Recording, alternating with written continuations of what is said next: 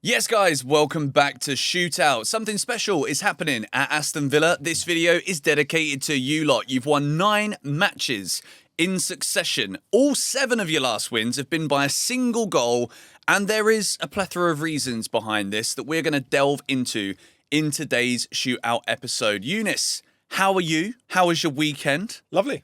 Fantastic. Lovely, Good. jubbly. It's also a great weekend if you support Aston Villa. Yes. Because twice yesterday against West Ham, you were behind inside 29 seconds, I think it was. And it was the quickest goal of the Premier League this season, apparently.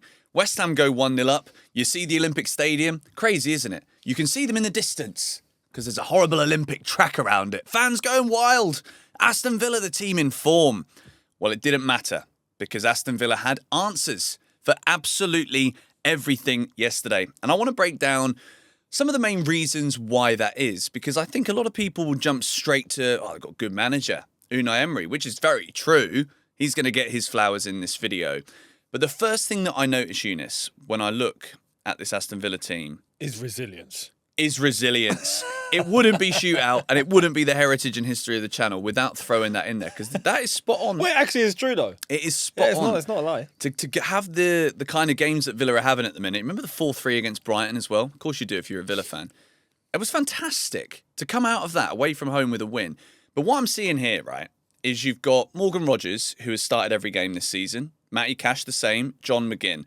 All 3 of those players not only are playing every game, but you can see every time that they're out there on the pitch, they are absolutely key to what Unai Emery's trying to do. Konsa has also played 15. Ollie Watkins, who I've given a bit of critique to this season because I don't think he's quite been as good as he could be, has also played 14 games, and Boubacar Kamara has nailed that midfield position in there. So when you look at that, I see consistency across the board. You've got players there in key positions in defence, midfield and attack that are almost guaranteed to play every game, which is comparable to Chelsea and very different to Chelsea. So as Chelsea fans, we can approach it with that. But Younes, when you think back to teams that have won Premier Leagues, right, would you say that an experienced side is quite often a key facet of a Premier League winning team? Yeah, normally there's a good sense of balance, right? There's a spine. You always need a spine. Players that are there, that are cemented in as part of the fabric of what that team is being built around. And Aston Villa, I don't think only just have that, but they've also, under Unai Emery, that's another point, you need a top manager to get you to that standard and that level. They have an identity about them, which is unique. You know, it's not like a club like Aston Villa, realistically, on paper, you look at them and you think, okay, they're going to try and replicate maybe what a top team is doing, right? Like everyone else tries to maybe take example from City, or someone even take example from Arsenal, and like just try and copy. Aston Villa, weirdly enough, have done their own thing here, you know, that doesn't really look like anyone else. It's quite original, what Unai Emery and this Aston Villa team are doing. And I think it's come almost like a bit of a culture shock to many people because they're looking at things on paper and going, well, this is Aston Villa. Aston Villa, we've been accustomed to seeing Aston Villa just be mid-table and that's it. You know, top half of the table, maybe a European spot. Championship a few years ago. Yeah, and that's it. The expectation isn't really high. But they've built something that has allowed them to become so much more capable as to what people are used to. And that's credit to Unai Emery. That's credit to a lot of their players. But what we're seeing from a lot of their players, if you look, they haven't got any big star or standout player. You know, the standout player that you might be able to pull out is probably Morgan Rogers. And even then, he's not, you know, he doesn't walk into this team as the star of the team. They've got a collective. Yes. And that's a big point because a really, really nice collective that just work together. Yeah. Under the age of 25, Morgan Rogers is the only player to have started more than 10 Premier League games under the age of 25. Wow. And that's why I brought up the question about experience, because I feel like football is in a transitional period right now. Chelsea are the trailblazers in this, when it is the young transfer model, the long contracts model, the financial future success model, right? The guinea pig as well. At that, Yes, right? we are the guinea pigs, Yeah. but a lot of teams are apparently scared of us. But when it comes to Aston Villa and what they have right now, we're going to go through Unai Emery in a little bit, but I think they've got a very good quality squad, balanced within the ages, but also it's a squad that's kind of been together for quite a while. And I think you can't underestimate the qualities that brings, particularly when you've got stability. Yeah, that's And, I think Sunderland, who had a good win yesterday, will be looking at Aston Villa and how they came from the Championship. And I think Sunderland will be looking to kind of mould a little bit into what Villa have done slightly. But another thing that I find very important for the success of Aston Villa right now is how two players in particular don't start matches for Villa. Buendia and Donyell Marlin. Yet Morgan Rogers is the top scorer with 5 goals this season. But the second and third top scorers don't start matches. So this is where you can start really putting some praise on Unai Emery's head. Because to be bringing off Marlon Buendia from the bench, they've got 8 Premier League goals between the two of them this season. That is fantastic, considering everyone was talking at the season about like the false start that Aston Villa had, and now it looks like it was just simply a false start. The car still runs, the engine's working, because now they're absolutely flying. But when it comes to in-game management, there's a lot of teams right now where you can look at the managers and you can question substitutions, you can question team selections. But with Unai Emery, he is finding ways to win matches when there's jeopardy in games, which not only takes the sting out of the moment, like West Ham yesterday were really up for that, especially scoring an early goal. West Ham are a team, I think, underachieving right now for the calibre of players they've actually got in that squad. I think they should be doing a lot better. And Nuno's made them harder to beat. So the fact that, again, yesterday, both Buendia, Marlon, triple substitution from Unai Emery after equalising, Morgan Rogers scored his first goal before that screamer to win it. We'll talk about him in a second. But you can't underestimate just how much of this Villa success is down to Unai Emery and his brilliance. 100%. And that's, I think, where most of the experience that I think is vital is coming from. And it's coming from Unai Emery, right? Because he's also another, weirdly enough, he fits into this Aston Villa team brilliantly because he's another one that's kind of gone, I'd say, under the radar. Yes, he's won Europa Leagues, he's done all of that. He went to Arsenal and I think people had an expectation. And I think it was kind of unlucky in terms of when he went to the club. Yeah. I think if he went to the club at the same time Arteta went to the club, I think he'd still be there doing madness right They'd have already won the league by now if Emery was in charge. Yeah. Which is easy to say in hindsight, but I think he fits because he's never been seen as like the best manager in the league. Pep's been there, Klopp's been there, Tuchel's been there, all these guys have been there. But he's kind of gone under the radar, which is almost what Aston Villa are doing as well. So they kind of match. Yeah. But when you look at his record and what he's done, he's actually bringing in a vast amount of experience and expertise into this Aston Villa team. And they're happy to move forward with him because it's almost like they've settled with him.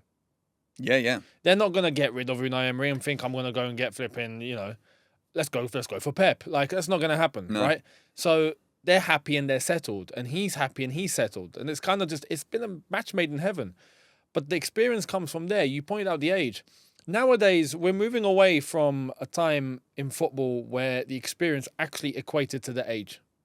Mm-hmm. Now, footballers are getting to the higher level much earlier. They're being exposed to the highest level much earlier.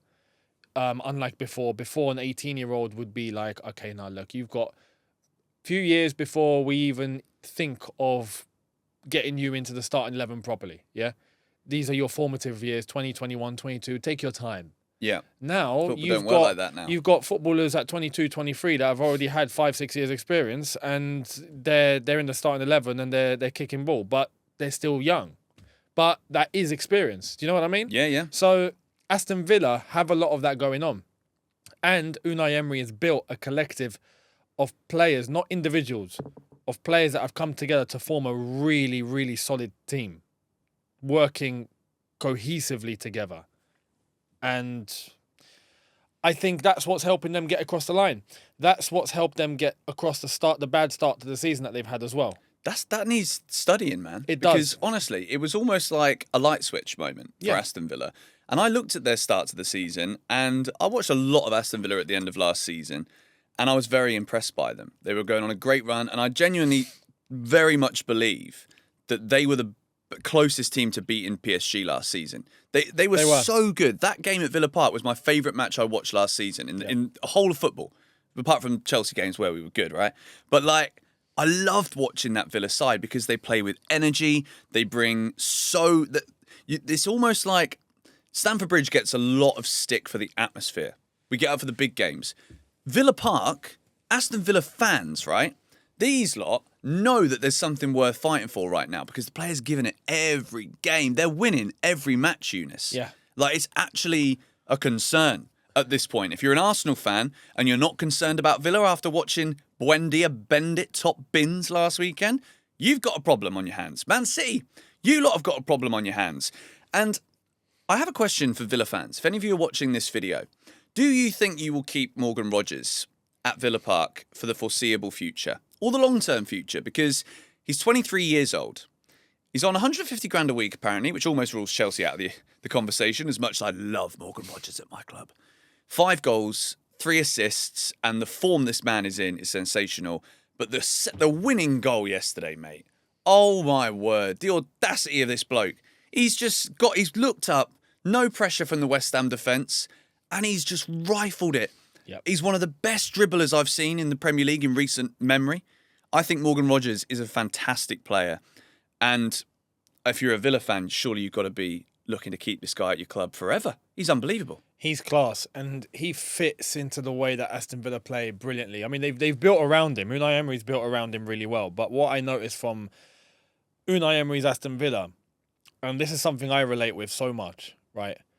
The way that they combine the ball, they're not a team that just wants to hold the ball for the sake of just holding the ball, which is, I feel like, has become a trend, and many teams try to do that because they just want to not even necessarily just play it safe. They want to try and increase their chances of scoring, and they think, okay, the more we hold the ball, the more we have the ball, the more we control, the more likely we're to score. And Aston Villa have proven that's not the case, because they're a team that have a lot of chemistry, and when they combine, everyone's moving for each other into spaces where everyone's aware of where they're going to be. It's just flawless, you know, especially in midfield when you see them move. Morgan Rogers is a big part of this. They can almost play with their eyes shut. Do you know what I mean? This is what you see with Rogers when he plays, because he's, in terms of like accuracy, right, and like being pinpoint precise. It's all precision. Everything stat-wise here backs this up. He's in the top 5% for through balls in the league. Goals and shots, like pretty much everything's on target. And it's because there's players around him that are creating space for him to be the focal point. That's my point. And this is where I wanted to ask you about Ollie Watkins, because I've been very critical of Ollie Watkins this season. I've watched him play a lot. I'm not necessarily all that impressed. He has great games, good moments. Obviously technically scored yesterday. He was in the right place for the own goal. But when you've got somebody, and this is, again, I can bring it to Chelsea because I'm a Chelsea fan and I watch every minute of every Chelsea game, sometimes twice. So what I want Cole Palmer to have on the pitch is what Morgan Rogers has. The freedom to be that guy that isn't quite the striker, but he's just there on the edge of the area, picking up all the pieces, creating everything for someone who is an out-and-out striker that could go forward, go through, and get on the end of those through balls that Rogers is putting in time and time again. It's collectively, Ollie Watkins doesn't need to have the best season. He doesn't have to score every single game. No. Because they've got players all over the field right now who are delivering. So the main question everybody's got on their lips right now is, can Aston Villa win the Premier League? Flipping, what a question. Why not? Yeah, exactly that. Because it's not, you can't say no. I think that's what's crazy. What's in their favour right now. It's not about having to say yes. It's the fact that we can't say no to a team like Aston Villa. That's 9 what's wins in a row. That's what's mind-blowing. 9 wins in a row is insane. This is all comps, by the way. But yeah, it's incredible. That's form that no one's matching right now. And it's not even a case of luck. oh, there's a couple of games they just got away with it. No, this is fully Aston Villa and fully on them. That win against Arsenal was key as well. That basically told you everything you needed to know. Yeah, they can match it with the big boys. And at the start of the season, they weren't scoring goals. They've only got 5 less than Arsenal now. Yeah. So, Yeah. for me, I don't see why not. They're 3 points behind right now. They've played 16 matches. They're on an absolutely sensational run, which is why we've said something special is happening at Aston Villa. They're able to claw things out as well. This is where Yes. there's other teams that I would go as far as saying even Arsenal are showing little signs of cracking, but I mean, for example, this Wolves game that happened, and we're going to go into detail elsewhere on this, but you don't see that with Aston Villa. Well, they only beat Villa 1-0. Villa only won 1-0. But I feel sorry for Wolves. No, but the thing is, like Aston Villa at West Ham Yeah. were down, and there's other teams that in that situation they would probably just have a bad day at the office and crumble. Aston Villa actually persist and have what it takes to pile the pressure, score, come back into the game, and still win. Whereas on top of that, they're able to entertain a game against Arsenal, for example, and actually just control and dominate the entire game. Yeah. So they can do both. If you can do both, you can win the league. I'll say this, right? Let's revisit this video in 2 matches' time. On the 1st of January, we'll sit down and we'll have a real good talk about Aston Villa again. Because we want to do more videos like this on Shootout, where we kind of it's not just part of the roundup. Villa deserved their own segment today, their own slice of the pie. They've got Man United next, and then Chelsea. You win both of those games, and who are we to say that Aston Villa can't win the Premier League? At that point, you are fully titled contenders. For sure. I think they are now, to be fair. Credit where credit is due. We need to stop Morgan Rogers, and if that means signing him, let's go and do it, Chelsea. Mate, I mean, that would be fantastic. I question as to financially whether they're going to have to give in at some point. He's a £100 million player. Because of how much it will cost. Yeah. But the one thing about this Villa team that I think maybe even their own fans are looking and going, nah, but surely not. It's probably their schedule. And the fact that they are playing Europe as well. But what I will say... with it. But this is the thing. Right now, of everyone, right? Even Arsenal... I'll say it's even Arsenal. All the English teams that are playing European football, Aston Villa are the ones that are managing themselves the best. Yeah. Because even Arsenal are showing signs of, Fatigue. Injuries, fatigue. It's starting to crumble. Aston Villa, as you've said, have a set 11. They've got players they want to bring off the bench. They're all looking strong. They're going away on Thursday nights. They're playing. They're still maintaining their form in the league on the weekend, and they're still picking up wins. No one's doing that. No. To that level, no one's doing that. Even Arsenal, yes, they're getting results, don't get me wrong, but you can see that they are struggling in some aspects. Aston Villa just look flawless. They just look like they can play 90 minutes, no problem. And that's testament to their squad, their players, and Unai Emery. Facts. And the management of this squad as well. When you sign big money players like Evan Gesand in the summer, fully expect when you spend, 40 million it was? He's going to start every game. Nope. He's only started 6 in 16 this season. Jadon Sancho, big name player, hasn't made a single start, has come off the bench 7 times. There isn't pressure, or at least if there is pressure, Unai Emery ain't caving to play these big name players because you don't need them.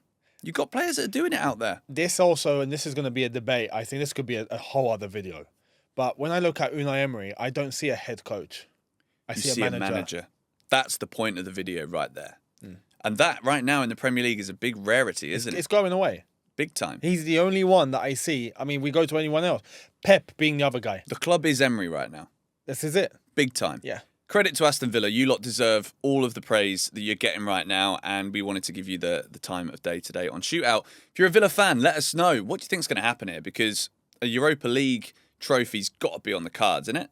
And as well as that... He's the one to do it. He's the big dog, mate. He's done it 4 times already. Make it the 5th. I'd love to see it personally. And as well as that, can you win the Premier League? Like... Is it just still dream stages, or are we looking at the table and thinking, why not? I personally, if it ain't Chelsea, mate, give it to Villa. I'd love it. Please give it to Villa. Oh my goodness, yes, please. We can't even say don't do second clubs in the Premier League. No. But if I were to say, if it's all going to go tits up for Chelsea, go for it, Villa. No, look, That's fair. If we're not going to win it, we bring everyone else down with us. No problem. Villa, The coast is clear. Go and get it. There you go. Let us know your thoughts in the comments. Hit the like button if you want to see more videos like this. And if you've got a sales pitch for your club as to why we should be covering you lot right now, let us know in the chat. And we'll see you all next time.